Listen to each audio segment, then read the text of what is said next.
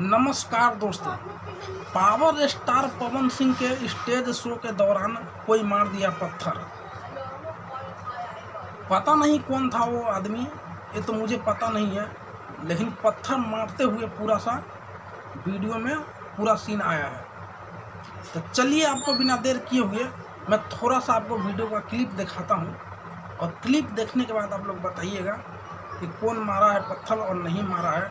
कोई बोल रहा है खेसारी लाल का फैंस है, कोई बोला है कुछ, तो कोई बोला है कुछ। तो चलिए सीधा बिना देर किए हुए मैं आपको थोड़ा सा वीडियो का क्लिप दिखाता हूँ।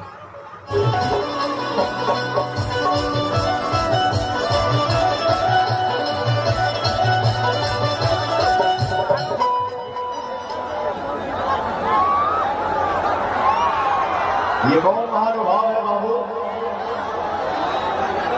लाखों की संख्या में हमारे भाई मेरे प्यार करने वाले आए हैं। ये कौन दुश्मन है जो मुझे ठेला से मारा है? अब थोड़ा एक ठेला मारने से पवन को रुकी जा सके। पवन को कोई रोका है कि रोकी है? तूफान को कोई रोक नहीं सकता है। माता पिता गुरु भगवान का आशीर्वाद शरीर पर रहना चाहिए। एक दुश्मन आगे बताइए, सरकार को खराब कर दिया। आशा करता हूँ दोस्तों ये वीडियो अच्छा लगा होगा।